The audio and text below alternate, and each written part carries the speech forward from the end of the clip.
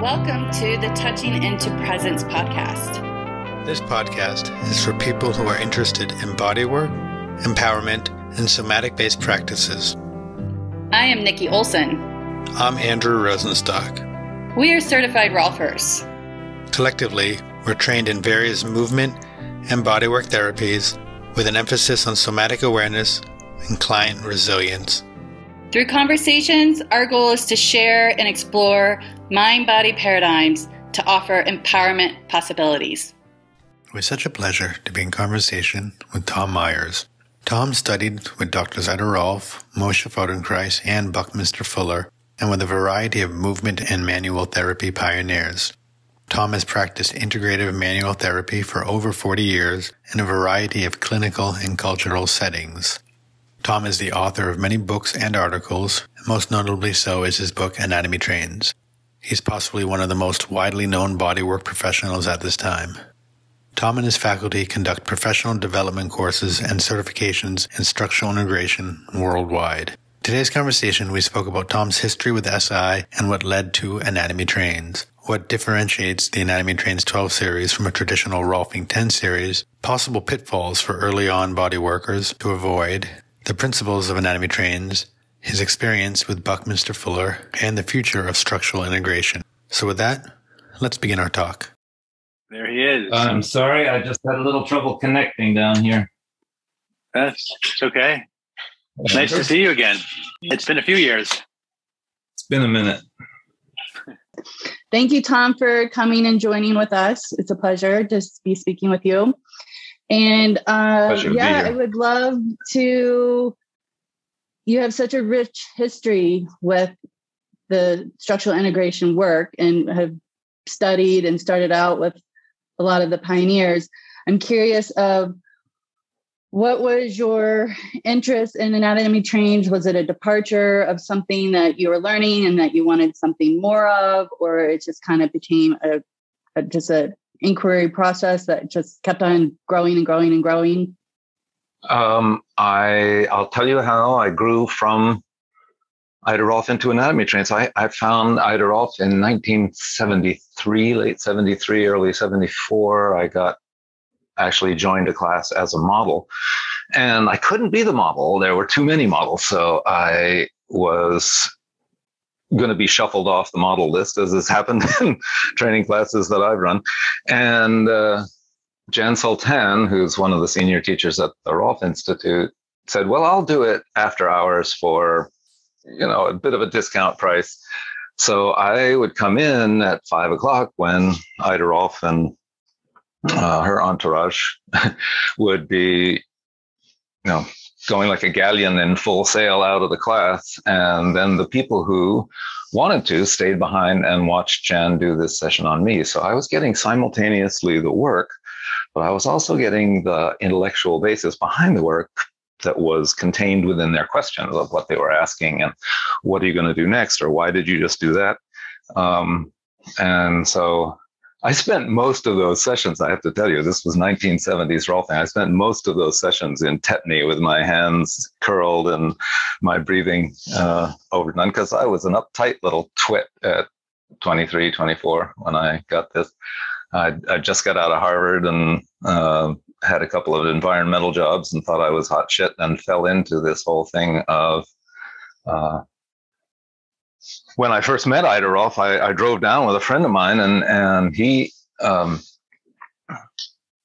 turned out to be her model. After she gave the opening lecture that she always did in the opening morning, then she called for a model, and he stood up, and he was one of these people that you can't see from the side. His chest was so close to his spine and his ribs were so far down that he looked like paper from the side. He looked normal from the front and back. She, grabbed him and poked and prodded him for 45 minutes. You remember, I've never seen anything like this before. Just been introduced to massage and Tai Chi in a sort of recent bath of spiritual stuff. But here was this woman, and in 45 minutes, she changed his shape. His rib cage was deeper, his breathing was deeper, his voice was deeper, he was my friend, we drove down together. His emotional affect was deeper, and that we lived in the same house together, and that deeper lasted for 2 weeks. And I didn't need to see 2 weeks. That was just seeing her do that. I went, this is interesting magic. She's changing not just the outer shape or the condition of the muscles, which is all good stuff. I have nothing to say against training, yoga, any of those other things that condition the body. This was just reaching to an innerness that I had never encountered before, or frankly since, perhaps with osteopathy, which is a sister discipline to ours. Deep guided meditation through the body, such as Charlotte Selver, Charles Brooks, those all came out of Elsevier, who was in Germany in the 30s. There are so many rich traditions that feed into Rolfing. I will say, I was saying, put the political stuff till last. I will say that I find it, the two camps that you find in any of these groups, be it structural integration or anything else, is the founder given a revelation, or does the founder exist in history? And I much prefer the view that Ida Rolf exists in history, that she's development of that interwar period, just as Pilates was for muscle conditioning, that the values came out of a reaction to the Victorian era and the Depression, and that we're in a totally different digital environment now. So the technology, our technology needs to change, but the fundamental idea of reaching into the body, I've never gotten that out. Where did we go? We're going from there to anatomy trains. So in due course, I did, in spite of Jan's, Jan told me, don't even try to do this. I was such an uptight little mental mofo. But I did. I went to massage school and I got the necessary requirements, and I came back and presented myself to Ida Rolf, and over 75 and 74 and 75 and 76, I trained with her and with Peter Melchior, who was then with the Rolf Institute and would later be with the Guild. So I can't make those distinctions with a straight face. I noticed that if you go to the Alexander schools, which I learned about when I lived in London in the 1980s after Dr. Rolf passed over, they're so gentle people. And then you ask them about the other school. Oh, those Cartwrights, they're not right. And oh, the McDonald's, they're not doing it correctly. Everybody, the claws come out when you start talking about another school, but it's an early symptom. It's a symptom of the early split up between those who think in that kind of ivory tower way that Ida Rolf or Swami Satchidananda or whoever it was came down from heaven and gave them a revelation, as opposed to this is an evolving discipline. And I'm a scientist I'm an artist by nature and a scientist by heart. I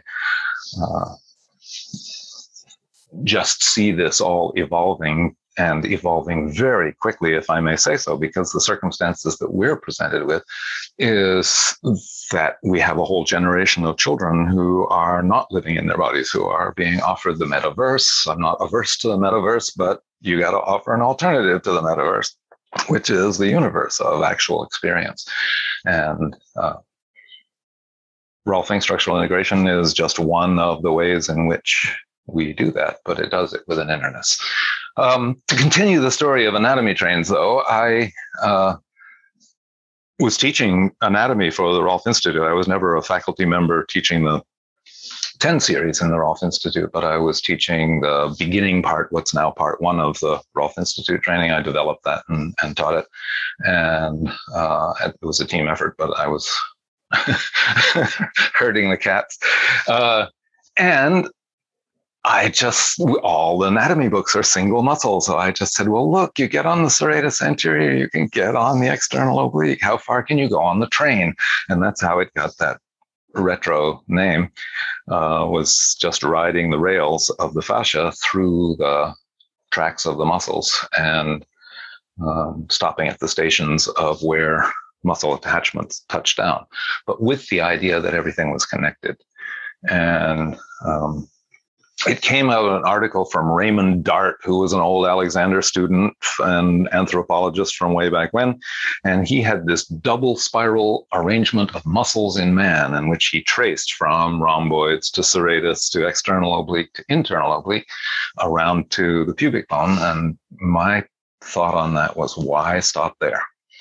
So that was in the 80s that Jim Oshman of Energy Medicine gave me that article. And it took me about 5 or 6 years to develop the system, and published it in 97 and published the book in 2000. So all Anatomy Trains does is make a map of the myofascial force transmission lines through the body in stability and movement. I call it the stability mobility equation. We're all dealing with the stability mobility equation. I don't have a tensegrity structure that moves right around me. I just have one that doesn't move. And so that provides stability with the tight strings. The loose strings allows for mobility, and we all dance within those push me, pull you of tension and compression. Tom, can I pause us for a second? You sure can. Question. So, two things. What I've really appreciated from the Anatomy Trains is it definitely gives languaging for all cross modalities of talking about the body. And it really, how I've seen it as being, my kind of start with the body was I started as a structural integrator, and then later started to build my tool bag with various trainings in yoga, gyrotonics, gyrokinesis, Pilates, all that kind of stuff, kettlebells, animal flow. And so through my trainings, people, they reference this. It's kind of also with like Pilates when you learned about the psoas was like the big buzzword. And so I just want to applaud that. I think that it's been a great system for some multiple modalities can have some kind of languaging around anatomy. But also my curiosity is for someone who has been in the beginning start of the Rolf Institute, how would you describe your series different or similar to the 10 series? So I've done some trainings with you, but they've been more the advanced trainings that are kind of advanced in technique, but packing with the background of already knowing how to do structural integration. But because I get this question often asked to me, and I'm not really sure, like, how would I describe your processing different than the classic 10 series or what the Rolf Institute does? Like it's easy to add the last Hellerwork series, the 11th session, and it's just added on to the 10th series. The 12th series is a little bit different. So let's start and see if we can agree that the 10 series has 3 distinct sessions 1 through 3 that are designed to cover the superficial body from top to toe, but not the inside of the legs, the outer shell, so to speak, of the superficial fascia and superficial musculature. And then there's a series of 4 sessions in the middle that are designed to deal with core structures, deeper structures like the psoas, the diaphragm, and the inside of the legs as the other one. And then a 3-session series at the end in which to integrate the mess you made in the first 7 sessions, yes, to get it together as best you can in those last 3 sessions is the idea of 8, 9, 10. Most people feel as if they run off the edge of a cliff in a fast-moving ATV when they get to session 8, because it's very difficult to teach integration sessions in the kind of immersion that all structural integration trainings are. No structural integration training that I know of has yet attached itself to a college in such a way that it could be a 3 or 4 year degree program, just part of a degree program. And then things could be stretched out and woven in a way that they can't in an immersion training. And one of those things is, how do you work the integration sessions? It's a conundrum that I know Ida worked with, that I felt Peter, and then as I started my own school, we've all struggled with, is how do you get those last 3? But stop get back on subject. 3 superficial sessions, 4 core sessions, 3 integration sessions. Is that something that you... Correct. That's the kind of a brief description of the classic 10 series. Great. Now, I added 1 more session to the first 3 and the last 3 in order to make it 4, 4, and 4. Here's how that goes. The first 3 sessions are very like the 3 sessions of the classic series, except that I don't put all the lower leg work in one session. I link it up to the anatomy train that it's linked to. So the superficial frontline session, which is the first session, might concentrate more on your costal arch and up the sternum, and along almost every session includes that, of course, but it's the superficial front line. It's what's going on in the front of the body. Where can you take those thorns out of the flesh, as I would call it, in the superficial body that will allow breathing and allow an upness in the front of the body. And then the sole of the foot and the heel and the gastrocnemius is included in session 2, because that's included in going up, down the back of the body. We often start from the bottom and move up, but the moves are moving down the back of the body for session 2. So it includes the hamstrings get included in that session, the sacrotuberous ligament, the sacral fascia, the thoracolumbar fascia, the erector spinae, suboccipitals, scalp get included in that session. But you're looking for how things are lining up along the back. How do the primary and secondary curves line up in that session? The third session is a lateral line session. So it takes the lateral band of the plantar fascia, the peroneal muscles, fibulary muscles on the outside of the leg, as well as the iliotibial band, the fan of gluteals around the trochanter, that lateral X of obliques as they go up to the X's of the intercostals that go up to the scalenes and shoulders and neck. So that session is the third session, where I've added this. So it's still the same 3 sessions, really. It's just distributed a little differently if you look at it through the anatomy trains lens, and we do. So a little bit of changes, but same territory covered. The 4th session, however, I never got in my Rolf training, and that's a spiral line session. And here's the logic for it. The spiral line weaves in around the body from the side of the head over to the opposite shoulder to back to the same hip, down under the arch. It's a massive, great jump rope that spirals around the body and under the arch. It doesn't all work as one. That's not the way the anatomy trains is. You don't have a short spiral line on one side. It can't work that way. You can have a pattern that looks like that in the torso. But the legs have to work, or you couldn't walk without that sling under the arches. So it gives you a chance to take up anything that you missed in the first 3, but it also gives you a chance to resolve rotations in the superficial part of the body. Because the difference between what Ida taught and Peter and the rest taught me and what I teach my students is you can have a superficial rotation and a core rotation.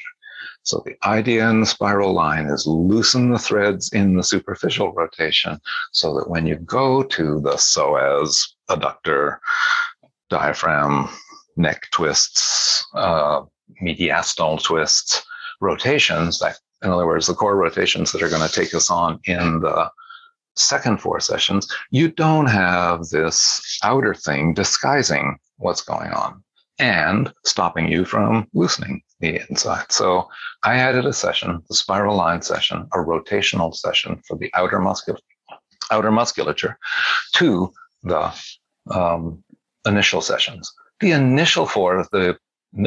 middle 4 sessions. Wait, Tom, can I interrupt for a second? Yep. Just out of curiosity, how I'm hearing it, I need some clarification. Would you say in a way that your fourth session is almost an integration, a mini integration of the first 3 as well? Because it sort of sounds like if you're clearing out patterns that were there that weren't cleared before, that it becomes sort of an encapsulating integrated series to get the first three in. Is that accurate, or am I a little bit off? That is accurate, Andrew, but for the people who have the pattern that I'm about to talk about when we do the core sessions is where the core is going one way and the sleeve is twisting the other. That's what I didn't get. It was just, what are the rotations? And it's not that way. The core can be doing one thing and the sleeve can be doing another. If I've added anything to Ida Rolf's bit, I stand on the shoulders of giants. But this would be one thing that I would say is, no, you got to free up the outer rotations. So yes, it's a summary. Yep, it's an integration. And yes, because the spiral line winds in and out of the other lines, the muscles that form the rotational ribbon that runs through the body run through the lateral line and through the front line and through the back line, because it's spiraling around the body. So that's true anatomically as well as spiritually. Cool. Okay. So if we start talking about the middle four sessions, it would be for you 4, 5, 6, 7, and for us 5, 6, 7, 8. But they are substantially the same. But I frame it again in Anatomy Trains terms. So session 5, session 4 in the classic is up the inseam of the leg, but I'm doing that as the deep front line. Therefore, you get into the deep posterior compartment at that time. You get into the tarsal tunnel in the inner part of the ankle at that time. You get into the whole adductor complex, its connections to the pelvic floor, and if you have time, to the initiation of the psoas and iliacus coming up the front. And in the next session, session 5 for you, session 6 for us, we continue that up the deep front line over the abdominal thoracic cavity, but we just say pubic bone to clavicle. So it's deeply about the breath, but it's also about the psoas and any of those inner twists that we see. So we have to measure out, and we try to do so in our body reading, the difference between pelvis and ankle. For instance, is there a rotation in, between the pelvis and the feet? And that's going to come up in the adductors and the pectineus, et cetera, and the rotations that are in the thoracolumbar spine or in the pelvis itself, which will show up in the psoas and the psoas complex going around the hip joint. But mostly that session is a deeper session about breath, more diaphragmatic and getting into that. So where are we? The next session we call the deep back line, but we put it in quotation marks because there isn't any deep back line so far. There's just the superficial back line, but it's lining up those backbones, the heels under the ischial tuberosities, under the SI joints, under the mid-dorsal hinge, under the occiput of the head, and involves, as it does in the classic recipe, with the multifidus in the spine, the rotations in the spine, leftover stuff in the erector spinae, which is always deeply there, and working around the pelvic ligaments and piriformis obturator internus. So that session is the pause before your session 7, our session 8, which is putting the top on the body in terms of the neurocranium and that deep back line. You get to go deeply into the neck, obviously, here, but you're doing that with the motor cylinder and the visceral cylinder. The visceral cylinder comes up into the jaw. The very top of the deep front line is the jaw and the whole nasopharynx. So I would say that our session 8 is as close to a classical 7 session as I was taught in Ida Rolf's and Peter's and Michael Salveson's class. I find that recipe to be quite closely held across most of the schools. So just to finish this discussion about the anatomy trains and the anatomy trains recipe, sessions 9, 10, 11, and 12, sessions 9 and 10 are what you would call sessions 8 and 9. I don't make people pick between up and down. I never found that a useful question for myself. And so we have just parsed it out. Session 9 is about the pelvis and the legs and walking, gait. These are functional sessions. So the session 10 is about breathing. So there isn't this sort of choice to go up or down. And then session 11 is the second session that I've added, which is simply a session about the shoulders and arms. I Don't think that Ida Rolf would be rolling over in her grave for me to add a session about the arms, especially in this day and age where we're all driving and computerizing so much and people are getting weak and dysfunctional in the arms as well. So that session takes on, in anatomy trains terms, the arm lines, with the idea that you're taking the shoulder girdle and draping it over the new core that you built and taking that right down to the hands, which I heard Ida Rolf say that the arms got short shrift, as she would call it, not enough time in the 10 series. So I don't think she'd be rolling over in her grave on that one. And then session 12, I offer people that idea of going up the hinges and horizontalizing them, but we just say whatever you need to do to complete your work on the anatomy trains for now and to hand the responsibility back to them. I think one thing that's absolutely unique about all the structural integration schools for the people who are practicing, I don't care how many series you do, 10's fine, my 12, I just offered the alternative way to look at the recipe there, but it's not importantly different, is the idea that we come to an end with our therapy. We're talking about a project, not an endless therapy. And I try to teach in my school, and it's different for people today, especially massage therapists, but it's the same with Pilates teachers or yoga teachers. It never ends. You're not on a project basis. You're on an endless basis. So those people don't teach their teachers or practitioners how to graduate clients. And so we focus on that in our school. How do you graduate clients successfully so that they feel, yeah, I can come back here in 6 months, but I need to let this set in. And meantime, I'm going to be doing gyrokinesis, or I'm going to be doing whatever is right for their body next. That leads me to ask you, does your school offer movement components? Or you just leave that to all the fitness people that you shared anatomy trains with? We have lots of cues. I would call it something like Mary Bond style, but it's not taken from Mary Bond. I studied with Judith way back when. We have lots of movement cues, homework, things like that filter into our training.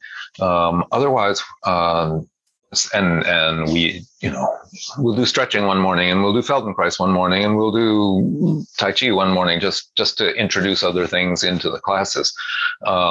We have a movement arm it's based in Switzerland, but when this COVID period gets over, I hope we'll all be able to communicate again.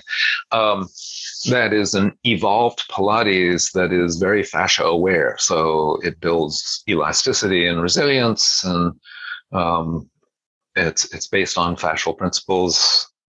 We offer that, but we don't require that of our practitioners, because we get practitioners from all different disciplines. So I'm not trying to take their disciplines away from them and impose some new thing on them, but we do have that. We also have nerve and artery work within our school, so releasing the adventitial sacs that go around the nerves, veins, and arteries. That's been very successful. If I see somebody with talent, we'll borrow from anybody. At this point, we borrow with attribution, but I like that. I like the integration of it. We need to have this all around. We have a woman who's been offering cranial, but that I just totally respect in that field. I practice it, but I wouldn't feel comfortable teaching it. Not enough expertise in it, and the same with visceral.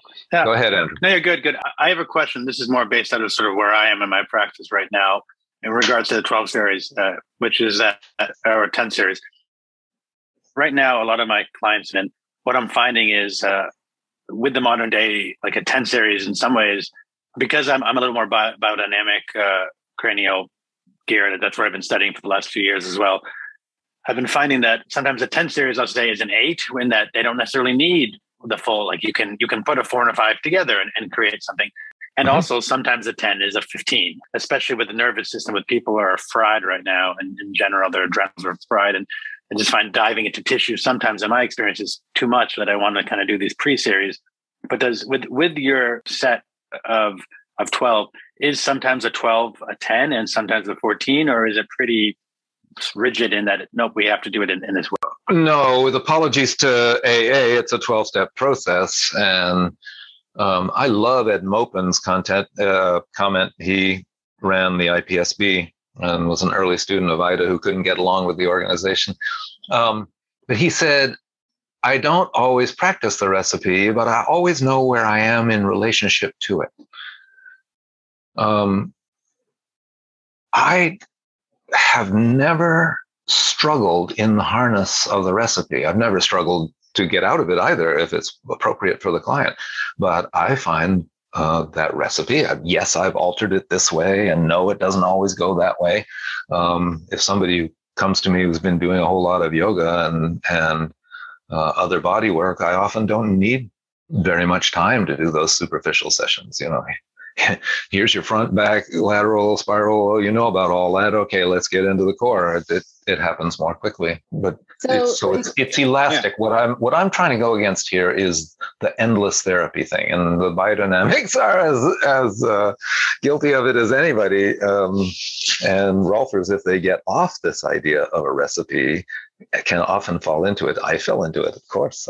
You have these clients, you like them, you like the money, it's easy work, but the actual returns and what happens is you spiritually stultify in your practice and you don't grow as much. So I found it necessary to plow my clients, plow my practice under by giving my clients away or going away on an extended vacation, which wasn't hard for me because I was a traveler. So I was always going off on one adventure or another.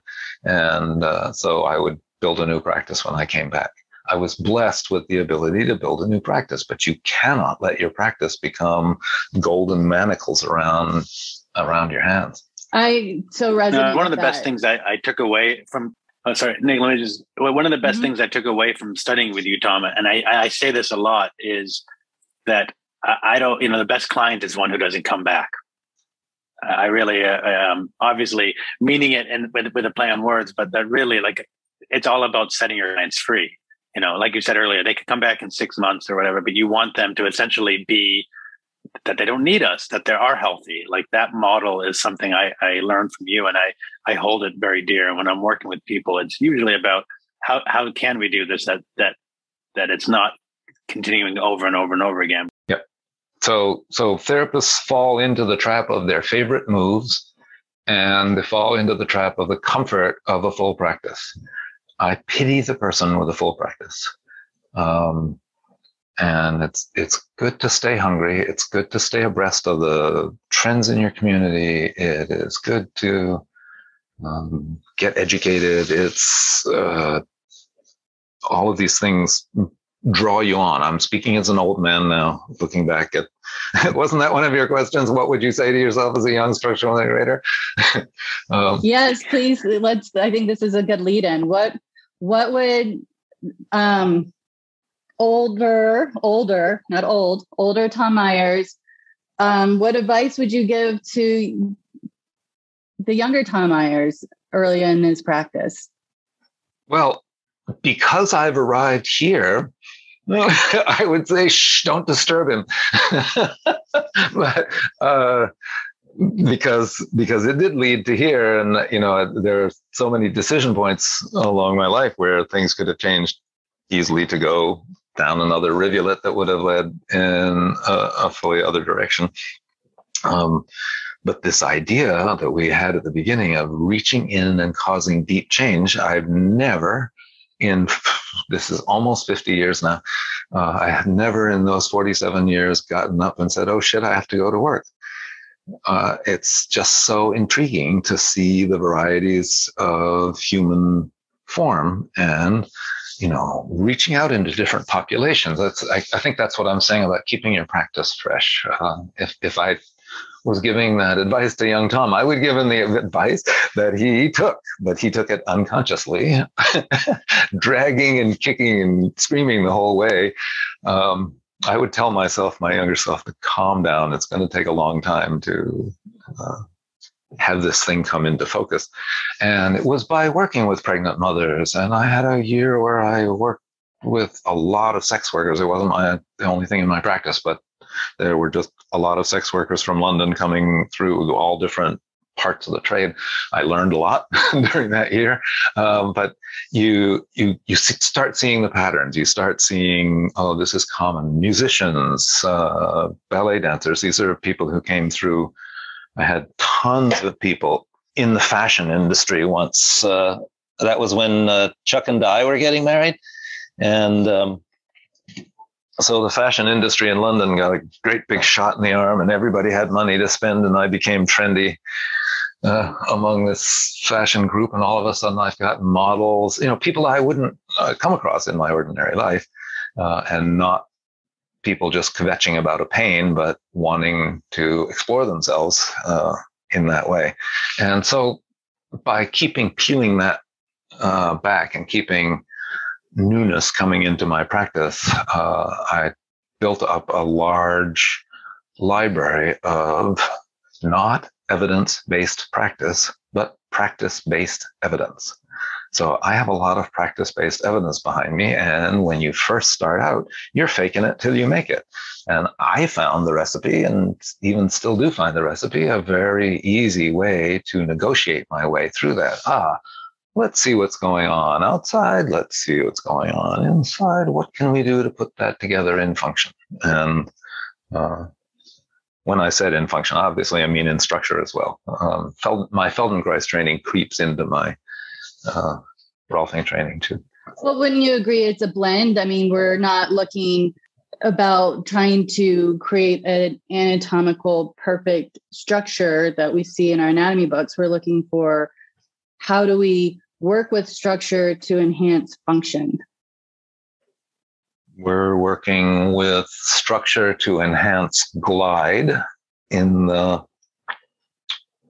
the tissues, but in the fascial tissues, so that everything gives a little and nothing gives too much. But just to get to your thing, there was a lot of that crazy waistline back, top of the head up, knees straight forward, elbows out in my classes with Ida that shortly after she was gone was abandoned, thank goodness, because we just looked like twits trying to walk around as squares. That's not the way you change people's posture. And Judith Aston had a great deal more sophisticated way of addressing the model, and the tensegrity thing fits. The anatomy train's map of all of these lines, these vertical longitudinal lines going around the body, does create a thing like the tensegrity structure, where the bones are really held in place. Of course, they're held in place by ligaments, and strong ligaments at that. But it's put in balance in movement the way the ribcage, shoulders, neck, and head and spine move with each other on top of the hips, say, in running, such that everything is designed to give a little. So I look at this as, okay, where are the places that are most held? And can I help my students to see that so that they can unfold it in their clients?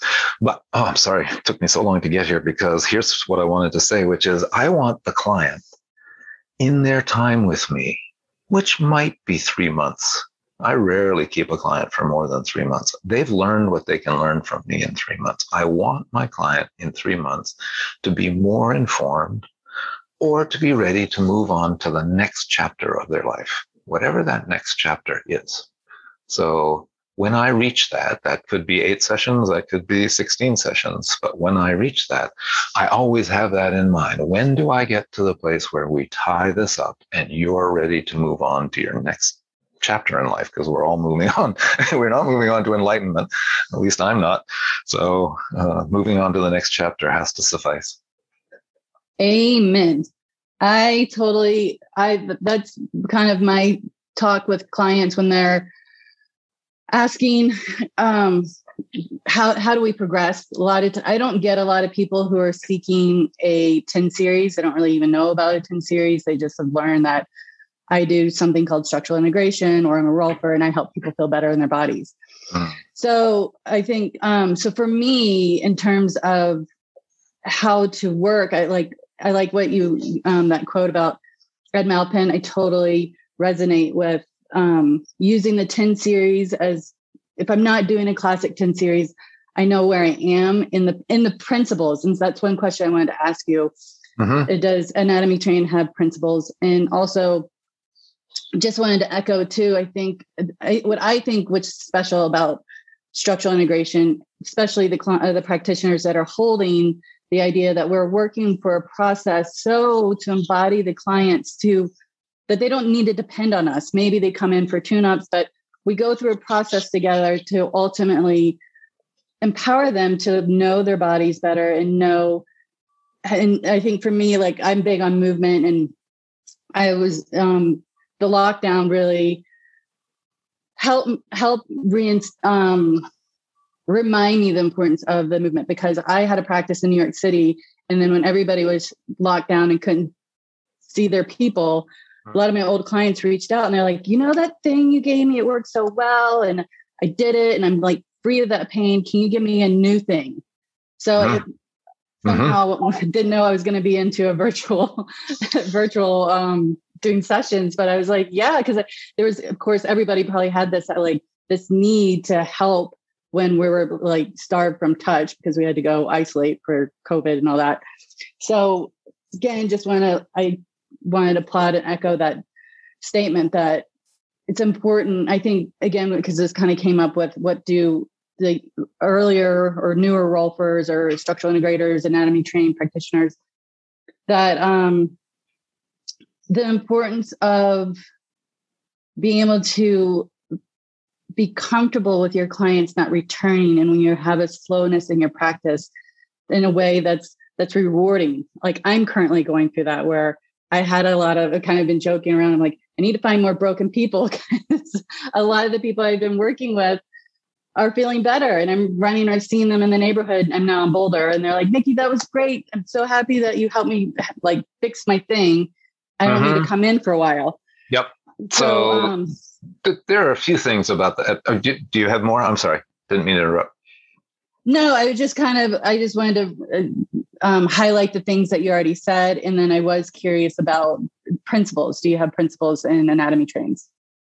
Back to principles. Yeah. The principles as enunciated by Michael Salveson and Jeff Maitland and way back when in the Rolf Institute were not ones that I resonated with. So we work on that structural integration is based on the 5 principles. First is energy. You assess the client's goals. Do they have enough energy to get to their goals? Do you have enough energy for them to get to their goals? There has to be enough energy on both sides. I'm talking about the overall goals for this encounter, however long, however many sessions it's going to be. So when I do that assessment, knowing what the client wants, both on the surface and the sort of unavowed part of it, is very important to me in that first session. But I'm bringing up the fact that this is a project right there from the first session. We'll be working together for a few months, or we'll be working together for as long as necessary. I have various ways that I say that, but I say this is not endless from the beginning. I then don't emphasize that again while we're going through the superficial sessions and through the core sessions, but then I bring it up again once we finish the head session when they come back to the next session. Oh, whoops. Okay, this is coming to an end. So what's going to bring this? It's written in to that whole thing. So first thing is there enough energy? That's the first principle. Okay. If there's enough energy for the goals that you and the person have, then you have to increase the adaptability. So the second principle is adaptability, increase adaptability. Increase adaptability of the breath is right there in the first session. That's designed to get the organism to be freer to breathe, to take, to do a different physiology than it could do ordinarily. So this I don't see this is built on the recipe as far as I'm concerned, but it's our own principles. I don't lay any claim that this is something that came from Ida Rolf. If you can increase the adaptability, then, and this is the unique message of structural integration, then you increase the support. You're not doing a trauma release exercise on somebody and then dumping them back into the same body that they were in before.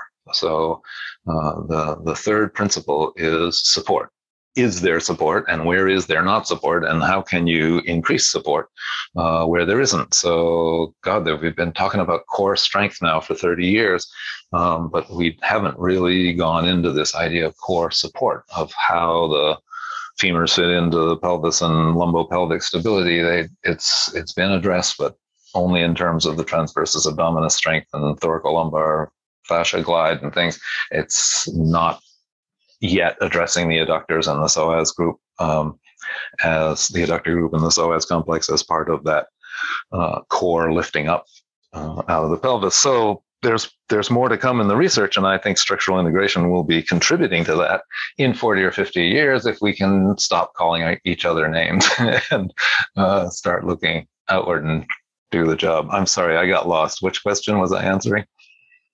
Oh, the principles. I was asking about principles. Okay, so the third principle is increase the support. And you do that by working with the soft tissues in the muscles and around the joints in order to change the alignment. So that just increase the support is increase the alignment. Then you can get a release. And by a release, I don't mean a release of the pectoralis minor muscle. I mean a release of the pattern. We all know that feeling when the client suddenly, or maybe not so suddenly, but changes pattern underneath. Then you're not just diddling around the surface of working on this muscle or working on that muscle. Suddenly you're working with a different pattern. It doesn't happen all the time, and I wish it happened more. I wish I could make it happen more for my students, but that's the landing on free parking and getting all the cash when people make a change like that. And if they make a change like that, then I'm just tidying up after that. I'm just making sure that it all balances in. I'm not trying to make it better or, go for the next peak. It's usually this happens around the 7th or 8th session. I'm sorry, 6th or 7th session in the classic recipe. And then it's a matter of getting things to work together and tidying up after that. So the fourth principle is that of release, but it's a release of a pattern, not release of a muscle, so that the person releases out of their pattern, and then comes integration, which is what you're doing in our last 4 sessions, or the last 3 sessions, very similar, to bring that into an integration. I define that anatomically as tonal balance along the anatomy trains lines. And Rolf talked a lot about fascial span, so that things were spanning properly. Certainly, all the research that I can read, I'm resting on the word glide. It's glide within the muscle. It's glide between the muscles. It's glide between the organs. It's glide between ligaments at joints, between muscles and ligaments at joints. If you use Occam's razor, what we're doing is increasing glide, and we just have a way of viewing it. As when I say we, I mean we structural integrators have a way of viewing it in the corners of the body that other people, except perhaps some osteopaths, have.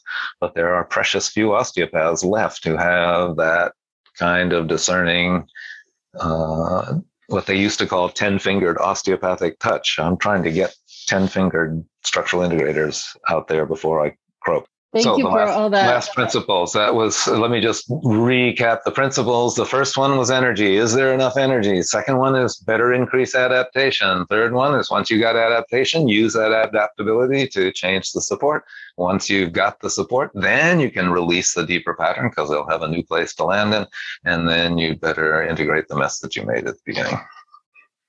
Those are the principles.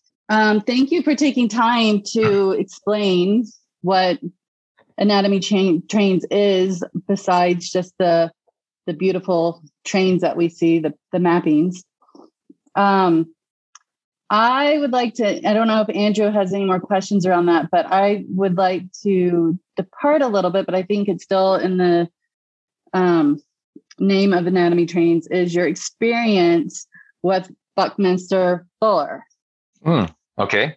Because I think this is a lovely the biotensegrity model is such a, what are we calling it? The new paradigm of looking at an anatomy, and that we're not just parts and pieces, and that we're this holistic unity that, where you're playing with that tensegrity toy, and we see that. And I just think it's just fun to have that talk, because I also think that's another common language that we all have in this realm, whether we're structural integrators, somatic movers, we're all talking about this way of ebbs and flow in our body with the biotensegrity model. And you had the unique experience of working with Buckminster Fuller, right? I did. And he had no idea of applying that tensegrity principle to the body. And I had no idea of applying it to the body when I studied with him. What I got from him, although I did some work with tensegrity, but I'm not a mathematician, so it was just to marvel at the geodesics and its efficiency. I was working on a project called World Game, which was how can we redeploy the world's resources so that more people can eat and thrive. But the general systems thinking that his wide range. Can we time mark when you were with him? Was that pre your interest in structural integration? Or oh yes, yeah. No, I dropped out of taking English Lit at Harvard because English Lit was what you took in those days if you didn't know what to do. Then it became media studies, and then it became international relations, and then I don't know what it is now.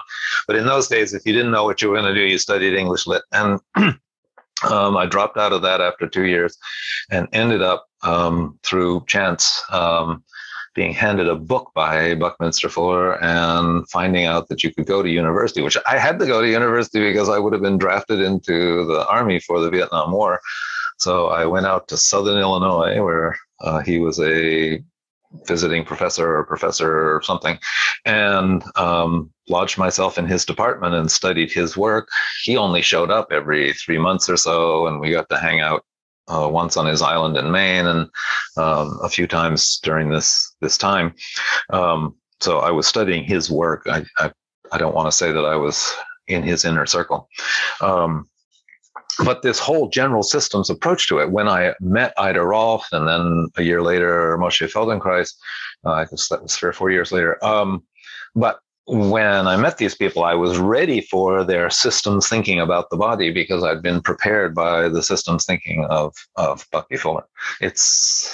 My education with him has served me well all my life. So the tensegrity idea is when I was back with Ida in 78 that suddenly the penny dropped, and how could you put these two things together, tensegrity and the body? But it wasn't me that thought about it. It was Dr. Stephen Levine, who has the biotensegrity site and has done so much pioneering work on this that all mechanics is a dialogue between pull and push. If you ask me, all psychology is a dynamic between pull and push too. But all biomechanics in the body is a dynamic between pull and push, either tension or compression. And the fibers of the fascial system are designed to resist tension. The fibrous cum calcium salts arrangement in the bones are designed to resist compression. Cartilage is designed to resist almost everything, being silicone impregnated with leather. So cartilage is put in the most precarious positions. Cartilage is what your bones were, most of them originally anyway, but the parts that are in the most danger have to remain cartilage. So that's the parts right out on the ends of the bones where they touch other bones, because that's a very precarious thing to do. So we have all these joints across the body, and our idea in structural integration is that we're going to balance them around the outside. Where did we start with this? Oh, the tensegrity. So yes, so that the myofascial connections, the reason that it's really important and very difficult to get out of this idea of a single muscle that works from its origin to its insertion, and that's what it does, is what it would do to a skeleton if it was the only muscle on the skeleton. It's just a completely faulty way of looking at muscle function. I have had to bow to it. I bow to it in my, we do a technique for tibialis anterior, but it's not. It's for tibialis anterior and all who sail with her, the crural fascia that's going around it, the tendon within, the stuff that's way down close to the interosseous membrane. There are once you get into it, and I've been immersed in this by the dissections that we've done with untreated cadavers, with cadavers that have been frozen at the time that they passed and thawed out for this dissection. It's so close to what you feel under your hands, so different from what an embalmed cadaver looks, feels, and smells and everything like. So those dissections have really revealed for me what we're doing with our hands under there, and I don't have any miracle about it. It's just very helpful to see the images. We have been assembling these images, and the rules of the road are that everything that we do with them will have to be educational. So it's going to take us a while to assemble an educational fascial atlas, but I hope to get that one done before I croak as well. So that we have a video atlas of a fascial dissection, because everything else is so fascia free in terms of anatomy books. Tom, one of the things I really appreciate that you said there is the systems background, because a lot of times when I work with people, my background was in IT, and they would always say, well, it's so different what you're doing from, tech work. And I would sort of say, not really, you're working with systems of a body or systems in place in an environment of any sort are still systems. When you can understand systematic thinking, it's not that different. And I think it's one of the reasons I do what I do and love the SI work is you can take such a systematic way behind it, and it just makes it really enjoyable. Well, okay, Boomer, you might say to people like me, because we don't do translational knowledge as well as your generation does. I watched my daughter, I don't know how old you are, she's 34, watch my daughter just take on things and translate back and forth so much more easily than our generation, which was taught so much more linearly. And so I applaud that change. I've been trying to change that myself, but I'm still a plodding typer and a plodding thinker. And I think there's merit in both, and that's actually the key. Is how do you have both? How do you keep linear, but also recognize that the limits of linear, and then having this other, and kind of waiting in between? But that's just my view. Okay, I can say that in terms of a structural integration practice, if you want another gem, the way to do it is like a gyroscope. The kid's toy of a gyroscope. You have to have one thing that you choose to be linear with, and that linear is your north-south pole. If it's acupuncture, have it be acupuncture. Mine was structural integration. I tried Feldenkrais, and I thought, I'm going to stop this was only a few years into my practice. I thought, I'm going to stop doing Rolf's work and Feldenkrais's work. It's all the nervous system. And then did cranial, and I fell in love with cranial. Am I going to run away with cranial? And it just I did all those things. I got what I got. I'm not saying I'm expert in all of them at all, but it kept plowing back into this particular way that I got from Rolf, and not that far from the recipe, to keep you honest, right? The recipe makes sure that you get to the whole body.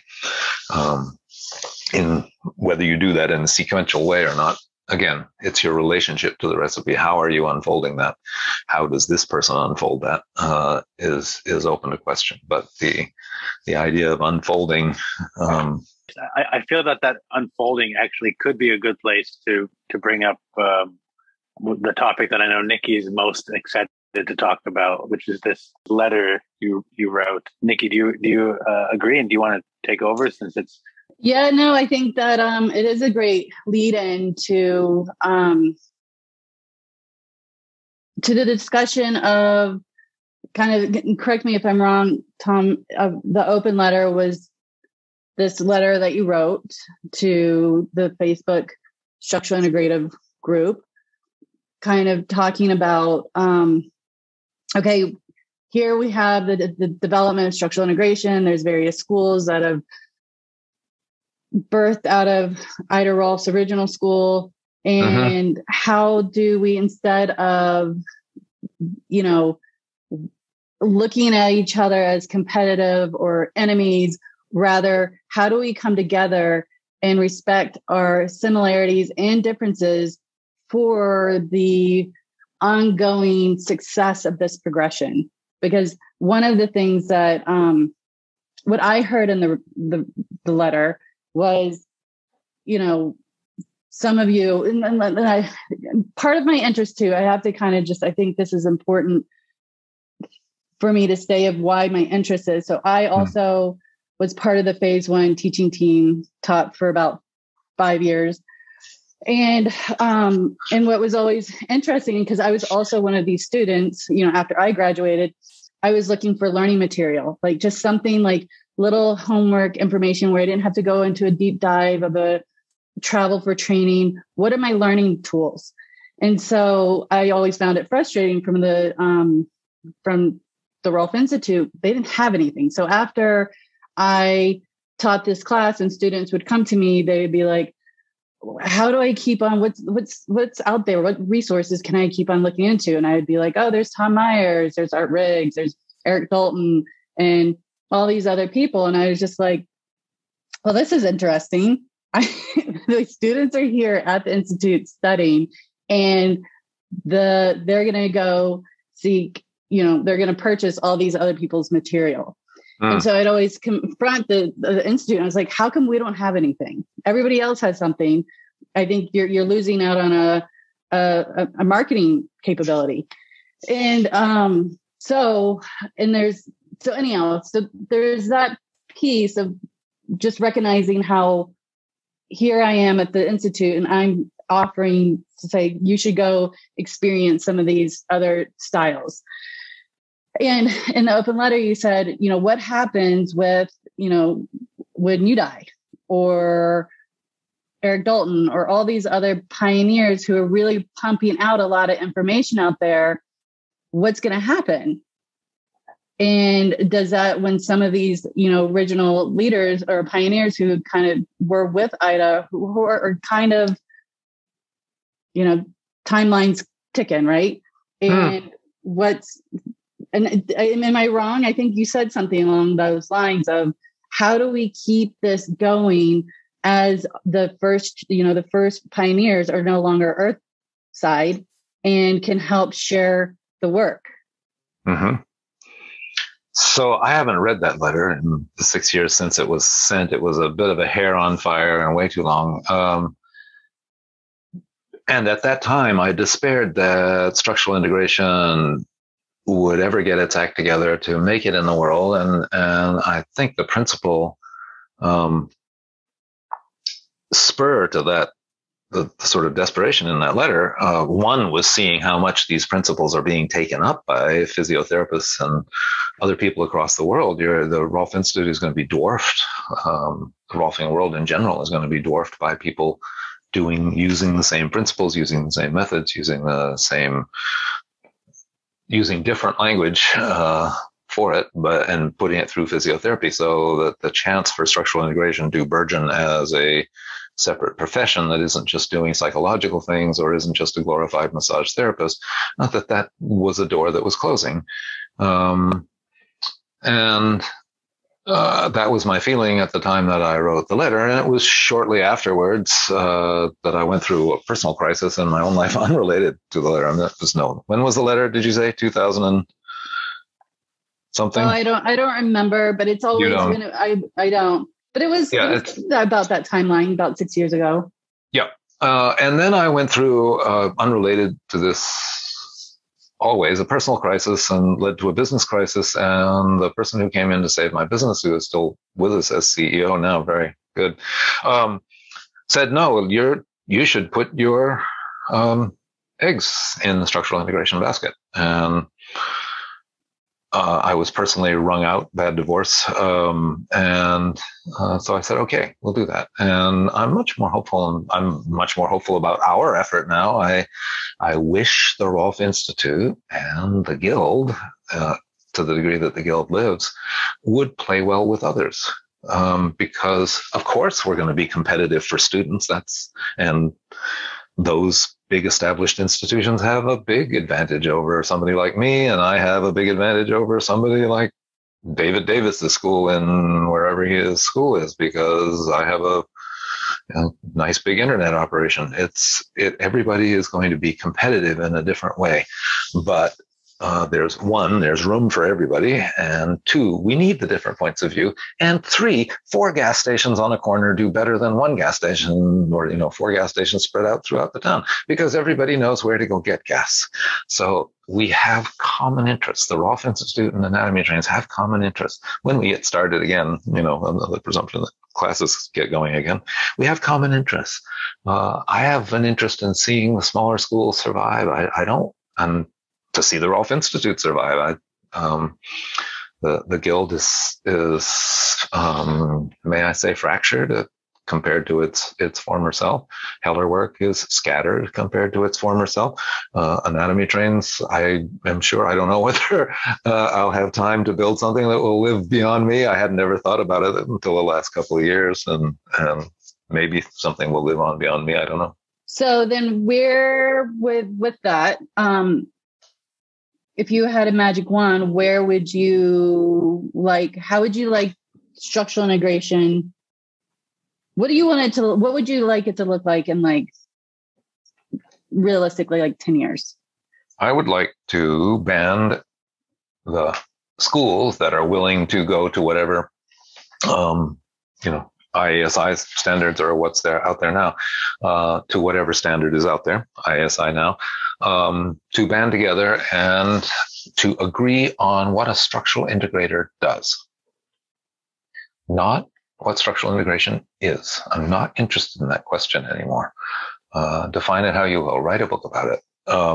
But what's very consistent across the thing is people come in, they tell us their history, they take their clothes off, we look at them down to their underwear, we look at them, we assess their posture and their movement, and we work a definite series of, we do a set of procedures based on what we saw and the principles of fascial on we go. But all the things of what structural integration is for, beer or a bong late at night. This is what we agree on, and what there is large agreement on is what we're built around, what we do on any given day. And that we could build a federation that would work for the common interests of the schools, which is to build structural integration out into the world, which, as you noted at the beginning of this thing, is not there. It is not out in the world. People don't know about the 10-session series. One of the best practitioners I ever graduated ended up in my community, and I go to her. I went to her yesterday, and I said, "How many people can you work like this?" She said, "Oh, on you," because nobody else knows how to ask, and knows how to be an intelligent consumer to receive something as sort of painfully confrontive. Not all the work is painful, but you know what I mean. That's not. They groan. She said to me, they groan turning over. The population now, and those are middle class people who can pay $125 or $150 a session for her work, and yet they're not moving from week to week, not moving on in terms of developing healing. And I just felt so sorry for her.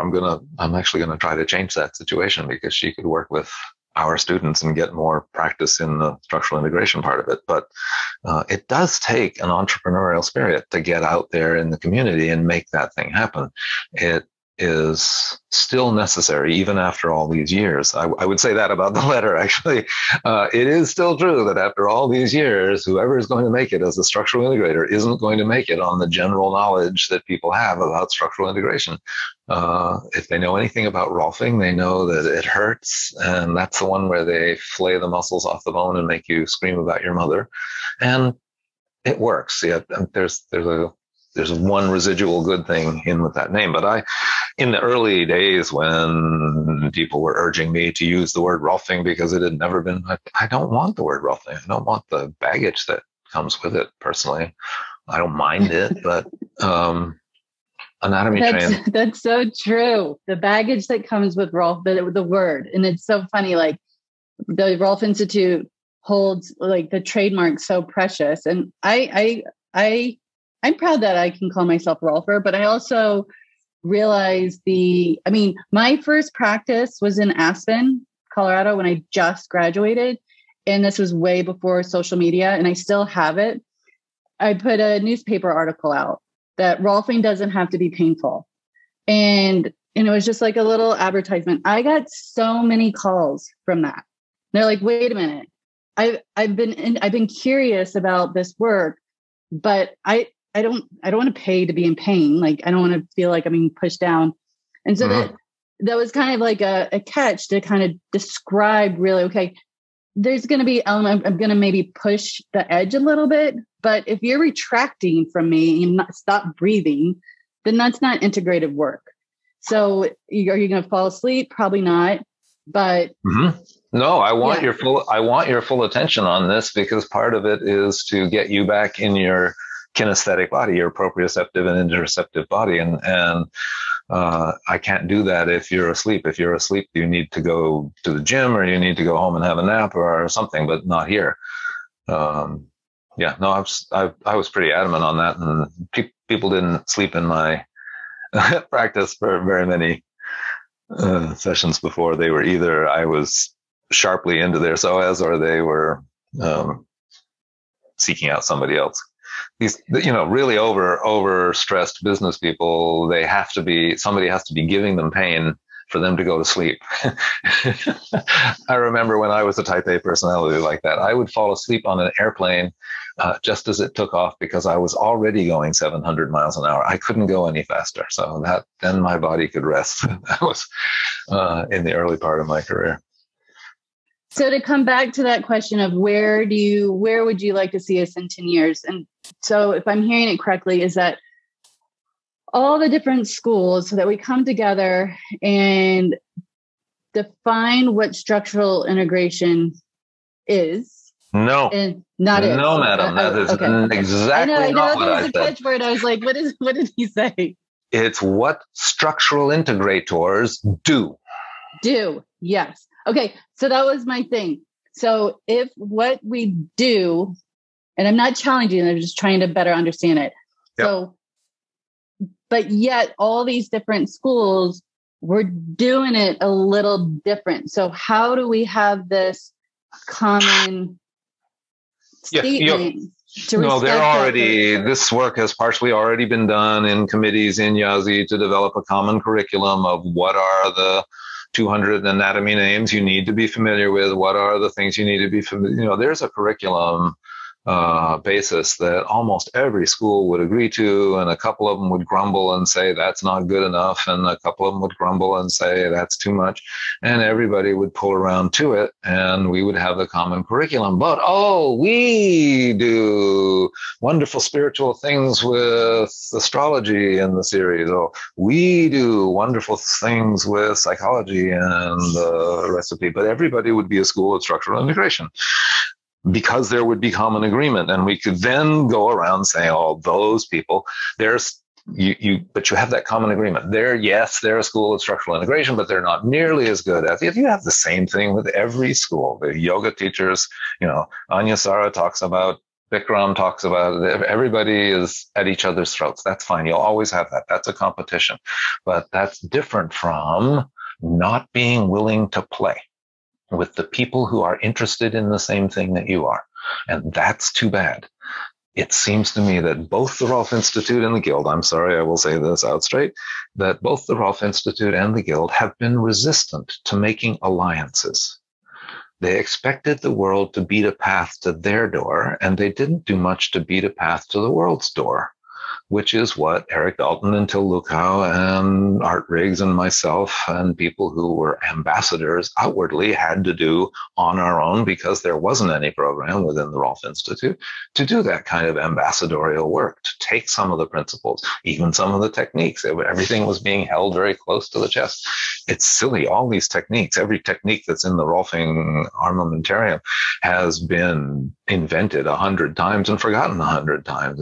It's the putting it together in this idea of, oh, we're on a project to change your inner straightness, your inner alignment, and it's going to take about 3 months, and then we'll wait a few months and we'll see what's happened, and then we'll go from there. That's a different kind of thing than psychotherapy, Pilates, and it requires being identified out in the marketplace. And if they don't come down from their high perch and play just, okay, here's the ideas, here's the curriculum, but we do it much better than you. Yes, that's right. Okay, so what are your new ideas? And new ideas would come from the little schools. New ideas would come from the big schools. They'd be winnowed out through all of the schools. It's what happens in the teaching hospitals, is what happens in the physiotherapy schools. It would develop that way. But if the principals in the higher ups in the major groups do not come down and play with all the other people, the 2,000 or 3,000 people, there's simply not enough people in that ivory tower up at the top. The Rolf Institute is never going to process enough people. The Guild is never going to process enough people to actually build the momentum to build this thing out into society. And if I'm going all the way back there, Ida Rolf had in her will that there should be 3 schools of structural integration. And it was Dick Stenstavold and Emmett Hutchins of the Guild. This was before Peter was there, but this was still back in the days of the Institute, that nixed New York school and made it very difficult for a Florida school where these kinds of different approaches could be developed. She was very aware of all the different approaches that one could take to this work. And I've always been interested in all of them. Myself, the psychological, I'm not so much into the astrological, this session is a Leo. I don't go for that stuff, but all of the anthropological, embryological things that pertain into these sessions are very interesting to me, and I think could be explored in a school all on their own, and then it would enrich the whole community. So the idea is that we, as structural integrators, define what we do, and that the various schools gives allowance to style it out a little differently. And what I appreciate of like the different schools, because I think it also lends this an opportunity for different type of learners to be able to go and seek the type of school that best suits them. Exactly. And that's what I appreciated, because although I graduated from the Rolf Institute, I've learned greatly by experiencing what you have to offer, Art Riggs. I mean, all the different people. I mean, I've dabbled all over the place. And there are good practitioners and bad practitioners in every school. This is a project to get back in your body. You reached puberty, you reached your midlife crisis, you reached whatever you reached, and now it's time to re-examine things and to set them straight and to go back to your life. I think it's a really viable option these days, and I would see a great future for it. And I don't want to see structural integration come together one funeral at a time. So I'm not talking about funerals of individuals, although I could name some, but I'm talking about funerals of schools. The COVID will probably kill several schools. We'll wait and see in the post-COVID era, and that's just going to reduce the diversity. And if the upper schools, the larger schools, don't play with the smaller schools, then I still think the future, as I wrote in that letter, is quite dim. But I have a little bit of time left, and I'm putting my dice on the idea that we're going to go for that chance, however slim it is. Yeah. Well, Tom, thanks for your time and your knowledge and your wisdom. It's really appreciated. I know our listeners are going to enjoy it. You're one of the people that we've been asked to have on more frequently, so now we can finally quiet those people. But really, thank you for all your time and your wisdom. It's been great to see you again after so many years. And you're welcome. Well, thanks, Nikki. Thanks, Andrew. Take care. Yes, thank you. Bye. Bye. Thanks for listening to us at Touching into Presence. We hope you enjoyed today's conversation. You can find out more about Tom at anatomytrains.com. If you enjoyed today's episode, we'd appreciate if you'd leave a positive review of the podcast and subscribe to it through the platform of your choice. When you do this, it really helps other people find us, and we greatly appreciate your support. We look forward to hearing back from you and seeing you on our next conversation at Touching into Presence. Bye-bye.